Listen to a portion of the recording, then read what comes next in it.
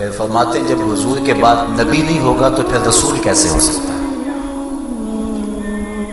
یہ بطریق اولا ثابت ہوتا ہے، فلا رسول بعد، حضور کے بعد کوئی رسول بھی نہیں ہوگا۔ اللہ تعالیٰ نے قرآن مجید کی حفاظت اپنے ذمہ کرم پہ لی۔ باقی کتابیں جو ہیں وہ بھی تو اللہ کی منزل کتابیں ہیں، تورات، زبور، انجیل، مختلف صحیفے، ان کی حفاظت اللہ نے اپنے ذمہ کرم پہ نہیں لی، جبکہ وہ بھی کتابیں اللہ کی ہیں، کلام اللہ کا ہے۔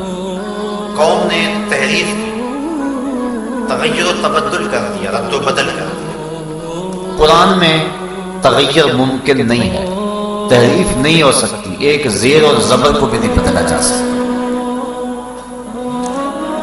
پچھلے کتنے نبی تھے جن کو شہید کر دیا گیا؟ بنی اسرائیل نے 70 نبیوں کو قتل کیا۔ اللہ نے حضور علیہ السلام کی حفاظت اپنے ذمہ کرم پہ لی۔ محبوب تیرا کوئی بال بھی بیکا نہیں کر سکتا۔ واللہ یعصمک من الناس، لوگوں سے آپ کی حفاظت اللہ خود فرمائے۔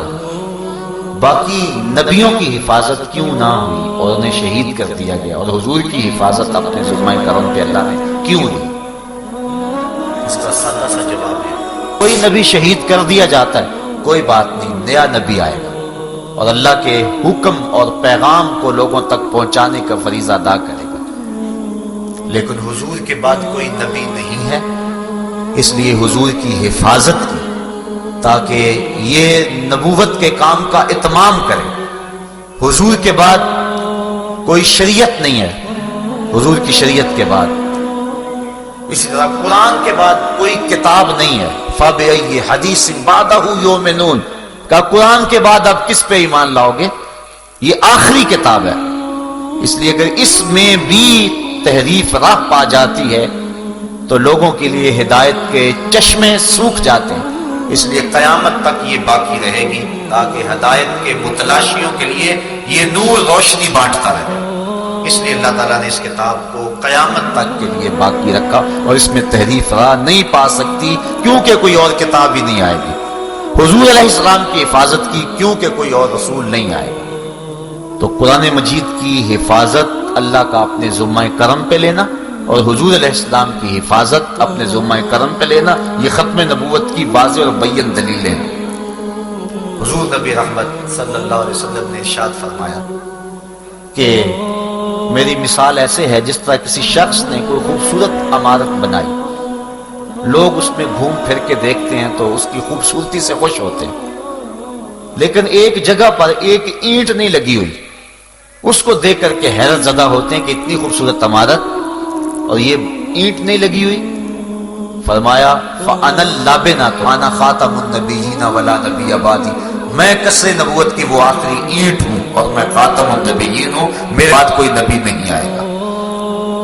تو قصر نبوت کی آخری اینٹ جس کے بعد کوئی گنجائش باقی نہیں رہ جاتی، جب مکمل ہو جائے، ٹائلیں لگ جائیں تو کوئی روڑا لے کر آ جائے کہ یہ روڑا میرا بھی لگاؤ، تو وہ محل میں بدصورتی پیدا کرے گا۔ محل کا مالک کبھی بھی اس میں کسی کے روڑے کو نہیں لگاتا۔ تو جب نبوت کا قصر مکمل ہو گیا تو کسی قادیان کے دجال کا روڑا قصر نبوت میں نہیں لگ سکتا۔ حضور نبی رحمت صلی اللہ علیہ وسلم نے فرمایا، حضرت جبیر رضی اللہ تعالیٰ عنہ سے روایت ہے، فرمایا اپنے اسماء گنوائے، میں حامد ہوں، میں احمد ہوں، میں کفر کو مٹانے والا ہوں۔ پھر فرمایا انا العاقب، میں عاقب ہوں۔ فرمایا والعاقب الذی لیس بعدہ نبی، عاقب وہ ہوتا ہے جس کے بعد کوئی نبی نہ ہو۔ تو حضور علیہ السلام آخری نبی ہے، حضور کے بعد کوئی نبی نہیں ہے۔ حضرت ابو امامہ الباہلی رضی اللہ تعالی عنہ کو حضور نے فرمایا وانا آخر الانبیاء وانتم آخر الامم، میں آخری نبی ہوں اور تم آخری امت ہو، میرے بعد نبی کوئی نہیں، تمہارے بعد امت کوئی نہیں۔ پس خدا برما شریعت ختم کر، اقبال کہتا ہے پس خدا برما شریعت ختم کر، بر رسول ما رسالت ختم کر۔ اس نے ہمارے اوپر شریعت کو ختم کر دیا اور ہمارے رسول پر رسالت کو ختم کر دیا۔ آخری رسول ہے، اب کسی رسول کی کوئی گنجائش باقی نہیں رہتی ہے۔ حضرت ابو ذر رضی اللہ تعالی عنہ سے حضور نے ارشاد فرمایا یا ابا ذر اول الانبیاء آدم و آخرهم محمد، ابو ذر سن لو، پہلا نبی حضرت آدم ہے اور آخری نبی محمد عربی صلی اللہ علیہ وسلم۔ تو حضور علیہ السلام نے نبوت کے دروازے کو بند کر دیا، بلکہ فرمایا لو کانا بعدی نبیا لکانا عمر، اگر میرے بعد کسی کے سر پہ نبوت کا تاج سجنا ہوتا تو وہ عمر بن خطاب کے سر پہ سجتا، لیکن چونکہ میرے بعد نبی کوئی نہیں لہذا وہ نبی نہیں ہے۔ حضور علیہ السلام کے فرزند حضرت ابراہیم علیہ السلام کا انتقال ہوا۔ حضرت ابراہیم جب وفات پا گئے تو حضور علیہ السلام سخت افسردہ تھے، پھر مدح کرتے ہوئے اپنے بیٹے کی فرمایا لو عاشا کان صدیقا نبیا، اگر میرا بیٹا ابراہیم زندہ رہتا تو اللہ کا سچا نبی ہوتا۔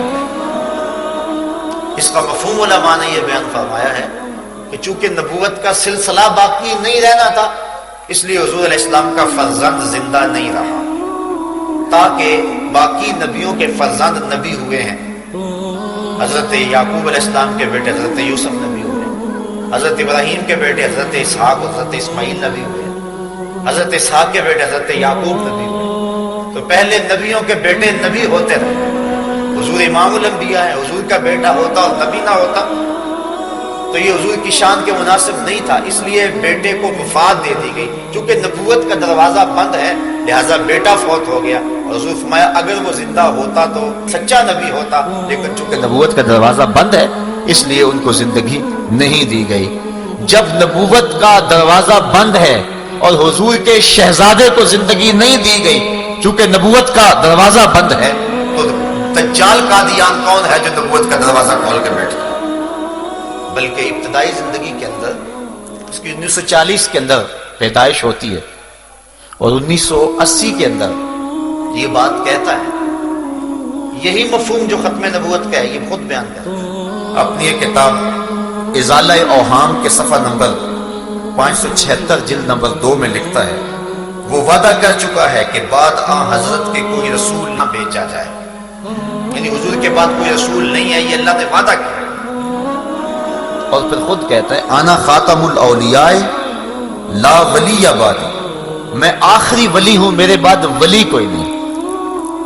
یہ اس نے من گھڑت وہی گھڑی، نبی تو ہو نہیں سکتا حضور کے بعد، اور وہ یہ کہہ چکا ہے، اقرار کر چکا ہے، کہتا چلو ولی ہو سکتا ہے اور میں آخری ولی ہوں، میرے بعد کوئی ولی نہیں ہو سکتا۔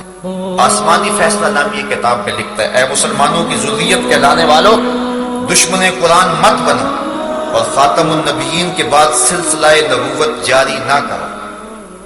یہ خود اقرار کرتا ہے، خود بات کرتا ہے، اور پھر ایک وقت آتا ہے 1901 کے اندر خود نبی بن بیٹھتا ہے اور کہتا ہے سچا خدا وہ ہے جس نے قادیان میں اپنا رسول۔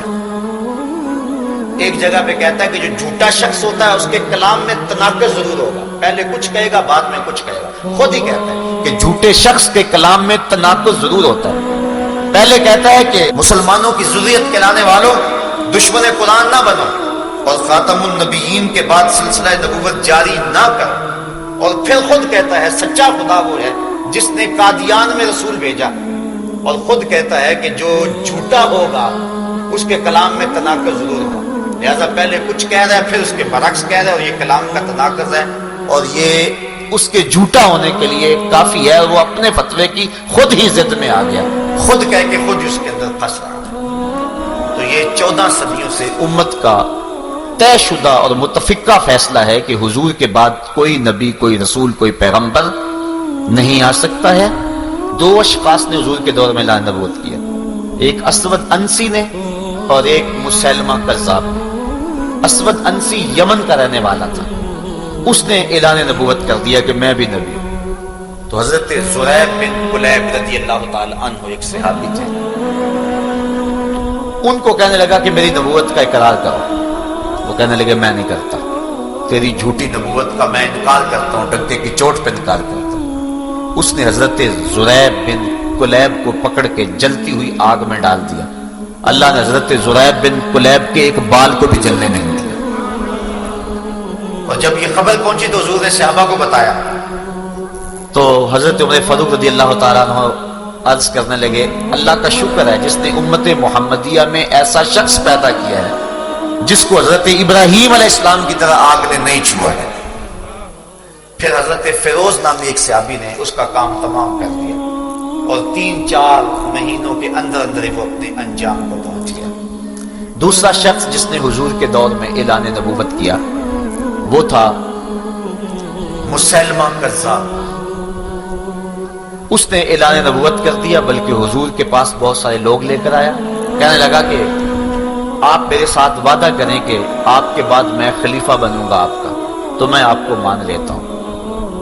حضرت ابو ہریرہ رضی اللہ تعالی عنہ یا حضرت ابن عباس رضی اللہ تعالی عنہ سے روایت ہے، فرماتے حضور تشریف لائے، حضور کے ہاتھ میں کھجور کی ٹہنی کا ایک ٹکڑا تھا، اور حضور فرمایا تو خلافت کی بات کرتا ہے، میں تجھے سوکھی ہوئی شاخ بھی دینے کو تیار نہیں ہوں، تو فرمایا تو ہلاک ہو، اور پھر ایسا ہی حضرت سیدنا صدیق اکبر رضی اللہ تعالیٰ عنہ کے دور میں جب اس نے پوری قوت کے ساتھ پر پرزے نکالے تو آپ نے حضرت خالد بن ولید کی قیادت میں 13,000 کا لشکر بھیجا اور مسیلمہ کذاب کی سرکوبی کے لیے ان کو میدان عمل میں اتارا، اور یمامہ میں جو لڑائی ہوئی، جنگ یمامہ جسے کہتے ہیں، اس میں مسلمانوں نے جو بہادری کے جوہر دکھائے اور جھوٹی نبوت کے دعوے دار کو جس طرح ناک کو چنے چبوائے، وہ تاریخ کا روشن باب ہے۔ آپ اسلامی تاریخ دیکھیں، حضور علیہ السلام نے جتنی بھی جنگیں لڑی ہیں ساری جنگوں میں کل 212 لوگ شہید ہوئے مسلمانوں کی طرف سے۔ یہ اس قدر محتاط لڑائی کی ہے اور مسلمانوں نے اتنا کم نقصان اٹھایا ہے، لیکن اسی جنگ یمامہ کے اندر 1200 صحابہ شہید ہوئے، جن میں حضرت عقبہ بن عامر بھی ہیں، حضرت زید بن خطب بھی ہیں، اور بھی کئی متعدد معتبر صحابہ ہیں۔ 370 قرآن کے قاری بھی ہیں، 370 قرآن کے قاری بھی ہیں، مہاجرین بھی ہیں، انصار بھی ہیں، تابعین بھی ہیں۔ 1200 صحابہ نے اس معاملے کو اتنا اہم سمجھا کہ اپنی جان قربان کر دی، بلکہ حضرت حبیب بن زید انصاری یہ ختم نبوت کے پہلے شہید ہیں۔ تحفظ ختم نبوت کی پہلی قربانی حضرت حبیب بن زید انصاری نے دی۔ مسیلمہ کذاب کے بندے انہیں پکڑ کے لے گئے اور مسیلمہ کے پاس پیش کیا، تو اس نے کہا کہ محمد اللہ کے رسول ہیں؟ کہا ہاں محمد اللہ کے رسول ہیں۔ تو پھر کہنے لگا مسیلمہ کذاب اللہ کا رسول ہے؟ آپ نے فرمایا میں سنتا ہی نہیں ہوں، یعنی ایسی بکواس میں سننے کے لیے تیار نہیں۔ اس نے آپ کا ہاتھ کاٹ دیا۔ پھر کہا محمد اللہ کے رسول ہیں؟ کہا محمد اللہ کے رسول ہیں۔ کہا مسیلمہ اللہ کا رسول ہے؟ کہا میں سنتا ہی نہیں ہوں۔ اس نے دوسرا ہاتھ کاٹ دیا۔ پھر اس نے کہا کہ مسیلمہ اللہ کا رسول ہے؟ کہا میں نہیں سنتا۔ پھر پاؤں کاٹ دیا۔ پھر کہا کہ مسیلمہ اللہ کا رسول ہے؟ آپ نے کہا میں سننا نہیں چاہتا۔ دوسرا پاؤں کاٹ دیا۔ اس طرح ایک ایک عضو بدن کاٹتا رہا، لیکن حضرت حبیب بن زید انصاری کہتے رہے کہ میں تیری جھوٹی نبوت کا کبھی بھی قرار نہیں کر سکتا۔ ٹکڑے ٹکڑے ہو گئے، لیکن حضور کی ختم نبوت کی حفاظت ہے۔ یہ پہلے شہید ہیں ختم نبوت کے، جن کو دردناک طریقے سے شہید کیا گیا۔ حضرت عبداللہ بن مخرمہ رضی اللہ تعالی عنہ یہ بھی جنگ یمامہ کے شہید ہیں، ختم نبوت پہ اپنی جان وارنے والے۔ اللہ اکبر۔ انہوں نے اللہ سے یہ عرض کی تھی کہ مالک اتنی دیر تک مجھے شہادت نہ دینا جب تک میرے جوڑ جوڑ پہ زخم نہ آ جائے۔ اس راستے میں لڑتے ہوئے ہر جوڑ پہ جب تک زخم نہ آئے مجھے شہادت نہ دینا۔ پھر ان کا پورا جسم اور جسم کا ہر جوڑ زخموں سے چوئے ہو گیا۔ حضرت عبداللہ ابن عمر رضی اللہ تعالیٰ عنہ فرماتے ہیں کہ میں نے دیکھا کہ حضرت عبداللہ بن مخرمہ جو ہے وہ پڑے، تو انہوں نے کہا کہ روزہ داروں نے روزے کھول لیے؟